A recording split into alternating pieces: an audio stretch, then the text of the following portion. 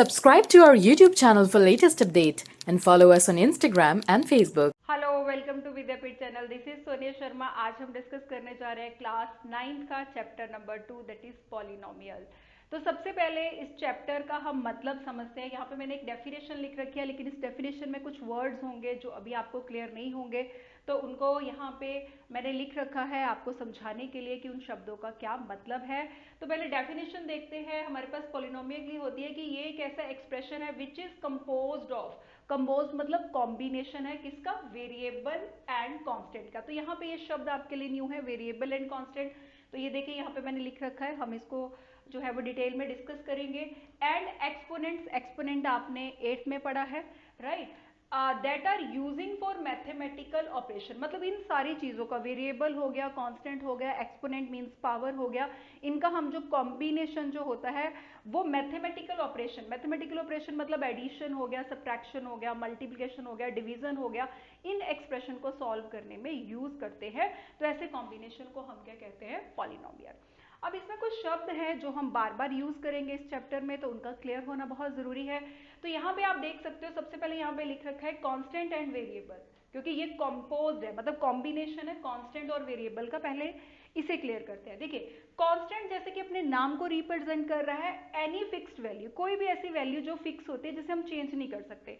For example, अगर मैं आपसे जो है वो मंथ का अगर मैं बोलूँ, जैसे जनवरी जो है ये फर्स्ट मंथ है, ठीक है। 8th जो मंथ है वो कौन सा होता है, 9th मंथ सितंबर का होता है ना। तो ये फिक्स्ड है, ये वैल्यूज फिक्स्ड है कि फर्स्ट जो मंथ होगा वो जन ही होगा, सेकेंड मंथ जो है वो फेब ही होगा। उसी तरह जो नंबर्स होते हैं, जैसे 2 है, 2 अगर 2 है तो वो 2 ही रहेगा, वो 3 नहीं होगा। तो ये फिक्स्ड वैल्यू होती है। जैसे कोई नंबर, कोई इंटीजर, मान लो आपके पास 2 है, -5 है, 8.5 है, तो ये ऐसी वैल्यूज हैं जो फिक्स है, जो चेंज नहीं हो सकती, राइट। अब हमारे पास आता है वेरिएबल। क्या होता है वेरिएबल, उसका अपोजिट, नॉट फिक्स्ड वैल्यू, जो फिक्स्ड वैल्यू नहीं है, जो चेंज होती रहती है। फॉर एग्जाम्पल, अगर आपको सर्कल ड्रॉ करना है तो आपको बोला जाता है सर्कल ड्रॉ कीजिए 3 सेंटीमीटर जिसकी रेडियस हो, या 5 सेंटीमीटर जिसकी रेडियस हो, 3.5 सेंटीमीटर रेडियस हो सकती है। तो कहने का मतलब है हर बार आपको एक ही फिगर बनानी है, आपको सर्कल बनाना है, लेकिन हर बार उसकी वैल्यू को चेंज किया जा रहा है। तो चेंज किया जा रहा है, it means that is a variable. For example, ये देखिए, अगर मैं सर्कल की, जैसे मैंने अभी आपको एग्जांपल ली थी, मान लो यहाँ पे मैं लिख रही हूँ सर्कमफ्रेंस ऑफ द सर्कल, ठीक है, सर्कमफ्रेंस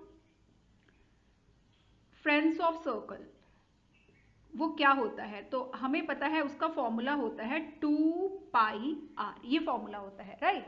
अब देखिए यहाँ पे ये जो 2π है ये फिक्स है, ये कांस्टेंट है, 2 ही रहेगा और पाई की वैल्यू 22/7 ही होती है, ठीक है। लेकिन यहाँ इसका मतलब अगर ये फिक्स है तो ये आपके पास क्या हुआ, कांस्टेंट, क्योंकि ये वेरी नहीं करेगा। अब आता है रेडियस। अब जैसा कि मैंने आपको बोला, अब रेडियस जो है वो 2 सेंटीमीटर भी हो सकती है, वो 3 सेंटीमीटर भी हो सकती है, वो 5 सेंटीमीटर भी हो सकती है। तो रेडियस हर बार क्या हो रही है, चेंज हो रही है। और जो फिक्स नहीं है, मीन्स जो चेंज हो रही है, वो आपका क्या कहलाएगा, वेरिएबल, ठीक है। तो आई होप आपको इससे क्लियर हो गया होगा। जो कांस्टेंट रहेगी, जो चेंज नहीं होगी वैल्यू, वो कांस्टेंट होती है, और जिसकी वैल्यू चेंज होती रहती है और उसके चेंज होने से हमारे एंटायर क्वेश्चन के जो आंसर होता है उस पर इम्पैक्ट पड़ता है, तो वो हमारे पास क्या कहलाता है, वेरिएबल। क्लियर। चलिए अब थोड़ा सा आगे चलते हैं। हमारे पास पॉलिनोमियल को समझने के लिए एल्जेब्रिक एक्सप्रेशंस क्या होते हैं ये क्लियर होना बहुत जरूरी है। वैसे एल्जेब्रिक एक्सप्रेशन आपका 8th में भी टॉपिक था, लेकिन फिर भी अब हम जो है क्या कर रहे हैं, इन दोनों का डिफरेंस सीख रहे हैं कि पॉलिनोमियल और एल्जेब्रिक एक्सप्रेशन में डिफरेंस क्या है। देखिए, देखने में यहाँ पे भी हमें एक इक्वेशन दिख रही है, यहाँ पे भी एक इक्वेशन दिख रही है, ये भी जो है वो सेम सेम लग रही है, लेकिन इनमें जो है वो डिफरेंस है। देखिए, कोई भी एक्सप्रेशन जिसमें आपके पास कोई कांस्टेंट है, ठीक है, यहाँ पे कोई वेरिएबल है, ठीक है, उसकी कोई पावर ली गई है, उसको एक्सपोनेंट है उसका कोई। अब यहाँ पे आप देख सकते हो, यहाँ पे x की पावर 2 है, यहाँ पे x की पावर -3 है, यहाँ पे x की पावर रैशनल फॉर्म में आ गई, ठीक है, रैशनल फॉर्म में आ गई। तो कहने का मतलब एल्जेब्रिक एक्सप्रेशन में कांस्टेंट और वेरिएबल तो होंगे होंगे, ये दोनों में ही होंगे, पॉलिनोमियल में भी होंगे और एल्जेब्रिक एक्सप्रेशन में भी होंगे, राइट। लेकिन एल्जेब्रिक एक्सप्रेशन में जो वेरिएबल है उसकी पावर कुछ भी हो सकती है, वो जो है वो आपके पास नेचुरल नंबर भी हो सकता है, वो इंटीजर भी हो सकता है, वो जो है वो फ्रैक्शन में मतलब रैशनल वैल्यूज भी हो सकती है, कुछ भी हो सकता है। तो ऐसे किसी भी एक्सप्रेशन को हम जो है वो एल्जेब्रिक एक्सप्रेशन कहेंगे। मींस ये तीनों एग्जांपल में, चाहे पावर नेगेटिव में है, चाहे पावर जो है वो रैशनल फॉर्म में है या होल नंबर में है, ये तीनों ही जो एक्सप्रेशन है ये एल्जेब्रिक एक्सप्रेशन कहलाएंगे। अब आता है फिर पॉलिनोमियल में क्या डिफरेंस है। देखिए यहाँ पे जैसे कि मैंने इसका स्टैंडर्ड वो लिख रखा है रिजल्ट, पॉलिनोमियल वो होता है जिसमें कांस्टेंट है, कांस्टेंट इसमें भी था, फिर मैंने लिखा वेरिएबल है, वेरिएबल इसमें भी है, ठीक है। यहाँ पे आप देखिए, यहाँ पे पावर 1 है और यहाँ पे 0 है, राइट, मतलब डिक्रीजिंग ऑर्डर में। और उसके बाद हमने यहाँ पे लिखा कांस्टेंट, यहाँ पे भी है, वेरिएबल है, लेकिन यहाँ पे जो वेरिएबल की पावर लिखी है मैंने whole number. Whole number means जिसमें आपकी पावर 0, 1, 2, 3 ऐसे हो सकती है, लेकिन ना तो पावर नेगेटिव होगी और ना ही आप उसमें फ्रैक्शन वैल्यू ले सकते हो, रैशनल नंबर्स ले सकते हो, ठीक है। तो पॉलिनोमियल में रिस्ट्रिक्शन आ गई। क्या रिस्ट्रिक्शन आ गई? ये एक्सप्रेशन सेम ऐसा ही है, यहाँ पे 3x की पावर 4 है, 2x की पावर 3 है, माइनस x स्क्वायर है। तो यहाँ पे हमने कांस्टेंट देख रहे हैं, हम वेरिएबल देख रहे हैं, और वेरिएबल की जब हम पावर देख रहे हैं तो 4 is a whole number, 3 is a whole number, 2 is a whole number, यहाँ पे 1 है और यहाँ पे मैं x की पावर 0 भी लिख सकती हूँ, तो ये सारे होल नंबर है। लेकिन अगर इस एक्सप्रेशन को मैं बोलूं कि 5x की पावर 3 ये पॉलिनोमियल है, तो यहाँ पे 5x की power -3 is not a polynomial. क्यों? क्योंकि नेगेटिव जो है वो इंटीजर्स में है, होल नंबर नहीं है। तो कहने का मतलब पॉलिनोमियल में जो पावर है आपकी, वो आपकी क्या होनी चाहिए? होल नंबर, 0 या फिर पॉजिटिव वैल्यूज, नेगेटिव वैल्यूज भी नहीं होनी चाहिए, मींस इंटीजर्स नहीं होनी चाहिए, और ना ही वो रैशनल फॉर्म में होनी चाहिए। क्लियर है जी? तो ये भी अगर मैं इस एग्जांपल को बोलूं कि इज इट अ पॉलिनोमियल, तो नो, ये एक्सप्रेशन एल्जेब्रिक एक्सप्रेशन है। ये वाला पॉलिनोमियल हो सकता है, ये दोनों जो है ये एल्जेब्रिक एक्सप्रेशन है, लेकिन पॉलिनोमियल नहीं है। तो आई होप आपको क्लियर हो गया होगा। पॉलिनोमियल की डेफिनेशन में आपकी जो पावर है वो हमेशा होल नंबर आएगी, ठीक है, और एल्जेब्रिक एक्सप्रेशन में आपके पास रैशनल नंबर आ जाते हैं, ठीक है, इंटीजर्स आ जाते हैं। चलिए अब हम आगे बात करते हैं टर्म्स क्या होता है। ये भी 8th का ही टॉपिक है आपका। टर्म्स क्या होता है? तो टर्म्स होता है combination of constant and variable. Combination मतलब जैसे ये टर्म है, ये है, ये है, ये कॉम्बिनेशन है, कांस्टेंट भी लिखा हुआ है, एक्स भी लिखा हुआ है, और ये जो हमारे पास ये जो मैंने वेरिएबल यहाँ पे बात करूँ तो ये वेरिएबल है, ये वैल्यू चेंज होती रहेगी। कैसे? थोड़ा सा ये भी समझ लेते हैं। मान लो ये एक एक्सप्रेशन है, मैंने इसे नाम दे दिया p, x is equal to 2x square plus, मैं इसी एक्सप्रेशन को ले रही हूँ 3x प्लस 5, ठीक है, क्योंकि x की पावर 0 करूंगी तो 1 ही हो जाएगा, तो मैंने यहाँ पे ले लिया 5। अब मैं ये कहती हूँ कि what is the value of this equation if x is equal to 1, right. अगर मैं आपसे पूछ रही हूँ कि x जब 1 है तो इस एक्सप्रेशन की वैल्यू क्या होगी, तो हम क्या करेंगे, जहां पे x है वहां पे 1 पुट करेंगे, तो देखते हैं एक्सप्रेशन की वैल्यू क्या आती है।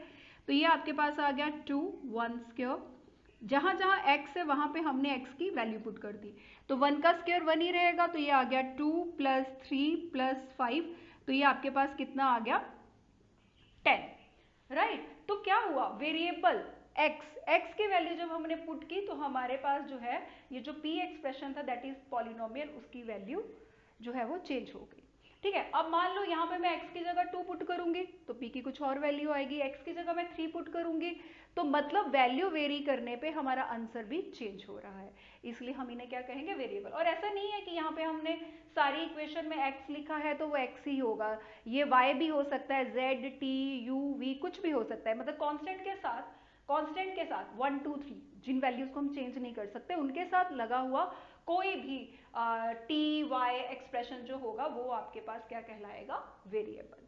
क्लियर? अब हम बात कर रहे हैं टर्म्स की, तो यहाँ पे लिख रखा है combination of constant and variable और कांस्टेंट। देखिए कॉम्बिनेशन मतलब जैसे ये 3x क्यूब है, 2x स्क्वायर है, तो ये कॉम्बिनेशन है, इसमें कांस्टेंट टर्म भी है और वेरिएबल भी है, ठीक है। लेकिन ये जरूरी नहीं है, कॉम्बिनेशन भी हो सकता है, ऐसे भी अकेला लिखा जा सकता है, ओनली 6 या ओनली 72 ऐसे भी हो सकता है, तो ये भी टर्म है। अब पहले इसका मतलब समझते हैं, ये है क्या। अगर मेरे पास ये एक्सप्रेशन है और मुझे बोला गया है कि इसमें टर्म्स जो है वो आप फाइंड आउट कीजिए या बताइए इनमें से कौन सी टर्म्स है, तो टर्म्स क्या होती है, इंडिविजुअली एक्सप्रेशन विदाउट, इन दोनों टर्म्स के बीच में क्या है, ये देखिए, ये प्लस का साइन, ये प्लस का साइन, ये प्लस का साइन, ठीक है। तो ऐसा एक्सप्रेशन जिसमें हम ये जो हमने लिखा है ऑपरेशंस, चाहे वो प्लस का है या माइनस है, उसको हम नहीं लेते। ऑपरेशंस के बगैर जो वैल्यूज आपके पास होती है, कॉम्बिनेशन होता है कांस्टेंट वेरिएबल का, या हो सकता है वो कांस्टेंट हो, जैसे यहाँ पे ये कांस्टेंट है, इसके साथ कॉम्बिनेशन नहीं है, वेरिएबल नहीं लगा हुआ इसके साथ, ठीक है। तो हमने ये जो ऑपरेशंस है इनको छोड़ देना है, इनके अलावा जो टर्म्स जो आपके पास एक्सप्रेशन बच जाता है उसे हम टर्म कहते हैं। जैसे कि ये देखिए, अगर मुझे इस इक्वेशन की टर्म्स लिखनी है तो मैं क्या लिखूंगी, 3x³। मैंने क्या बोला, ऑपरेशन छोड़ देने हैं, मतलब ये प्लस छोड़ दिया, कॉमा लगाया, नेक्स्ट आपकी टर्म आ गई 2x², कॉमा लगाया, नेक्स्ट आपकी टर्म आ गई 7x, कॉमा लगाया, और नेक्स्ट टर्म आ गई आपकी 6x, ठीक है जी। तो हमने यहाँ पे जो भी प्लस माइनस के ऑपरेशन थे उनको हटा दिया, उनको छोड़ के जो टर्म हुई, ये देखिए, ये कॉम्बिनेशन है कांस्टेंट और वेरिएबल का, और ये यहाँ पे लिखा है कांस्टेंट क्योंकि इसके साथ वेरिएबल नहीं है। आई होप आपको क्लियर हो रहा होगा। अब आता है कॉफिशिएंट, तो ये भी नई चीज नहीं है। कॉफिशिएंट होता क्या है, देखिए, हमारे पास कोई भी एक्सप्रेशन होगा, उसमें कोई वेरिएबल होगा और वेरिएबल की कोई पावर भी होगी, है ना। अगर मैं इस एक्सप्रेशन को पढ़ूंगी तो मैं पढ़ूंगी 6x², अगर मैं इसको पढ़ूंगी तो मैं 4x पढ़ूंगी। और एक चीज और, कभी भी ऐसा क्वेश्चन नहीं आपको आएगा कि क्वेश्चन गिवन है और बोला है कि उस इक्वेशन के, जैसे अगर ऐसा नहीं होगा कि इस इक्वेशन के कॉफिशिएंट निकालिए। जब भी कॉफिशिएंट आपसे पूछा गया होगा वहां पे उस वेरिएबल की पावर का को भी मेंशन किया होगा। फॉर एग्जांपल, जैसे यहाँ पे अगर मैं बोलूं कि कॉफिशिएंट ऑफ x² निकालिए, ठीक है, कॉफिशिएंट ऑफ x² निकालिए, तो x² वाली इस पूरी इक्वेशन में एक ही टर्म है, ये वाली, है ना। तो यहाँ पे x² को छोड़ के जो भी कांस्टेंट टर्म है, या x² के साथ जो भी आपके पास कांस्टेंट टर्म लगी हुई है, वो आपका क्या होगा, उसका कॉफिशिएंट। तो यहाँ पे x² का कॉफिशिएंट क्या है, इज 6, ठीक है। अब मान लो इसी इक्वेशन में अगर मैं ये कहूं कि coefficient of x find out कीजिए, ठीक है, तो आपका आंसर क्या होगा। तो अब हम सिर्फ जो है x के बारे में पूछा है तो x वाली टर्म को ही देखेंगे, तो x वाली टर्म रही ये, तो इसका कॉफिशिएंट क्या होगा, वेरिएबल को छोड़ के जो कांस्टेंट होगा, ठीक है। तो इस इक्वेशन में मुझे वेरिएबल को छोड़ के कांस्टेंट कौन सा दिख रहा है, 4, तो ये आपके पास कॉफिशिएंट ऑफ x क्या आ गया, 4। क्लियर। चलिए, अब हमारे पास है डिग्री। डिग्री जो होती है वो highest power of the variable होती है। कोई भी आपके पास एक्सप्रेशन गिवन है और उसमें अगर आपसे पूछा गया है कि उस एक्सप्रेशन की डिग्री निकालिए, जैसे ये वाला क्वेश्चन है मेरे पास, और अगर इसमें मुझे डिग्री फाइंड आउट करनी है तो मैं क्या करूंगी, पूरे एक्सप्रेशन में सबसे पहले वेरिएबल देखूंगी। वेरिएबल यहाँ पे x है और यहाँ पे दो बार x यूज किया गया है, ये और इनमें से मैं हाईएस्ट पावर किसकी है, इस वाले एक्सप्रेशन की। तो यहाँ पे डिग्री आपके पास कितनी आई, तो हमने वेरिएबल नहीं लिखना, डिग्री इज 5। क्लियर। अब मान लो इस एक्सप्रेशन की अगर मैं बात करूं और इस इक्वेशन में आपसे बोलो डिग्री कितनी है, तो यहाँ पे वेरिएबल क्या है, x, और उसकी पावर कितनी है, 2, राइट। तो इसमें मतलब इस क्वेश्चन में अगर मुझे डिग्री लिखनी है तो आंसर कितना आएगा, 2। अब मान लो ये वाली एग्जांपल अगर हम लेते, ठीक है, और इस एक्सप्रेशन में अगर मुझसे डिग्री पूछी गई है तो हाईएस्ट पावर कितनी है, 3, तो इसमें डिग्री कितनी आती है आपके पास, 3। क्लियर। तो आई होप आपको ये सारे कंसेप्ट क्लियर हो गए होंगे। फिर भी अगर आपका कोई डाउट है तो आप कमेंट बॉक्स में लिख सकते हैं, और अगर आपको वीडियो अच्छी लगे तो प्लीज़ लाइक कीजिएगा, चैनल को सब्सक्राइब कीजिएगा, और बहुत जल्दी मिलते हैं एक्सरसाइज के क्वेश्चंस के साथ अपनी नेक्स्ट वीडियो में। So till then take care, all the best.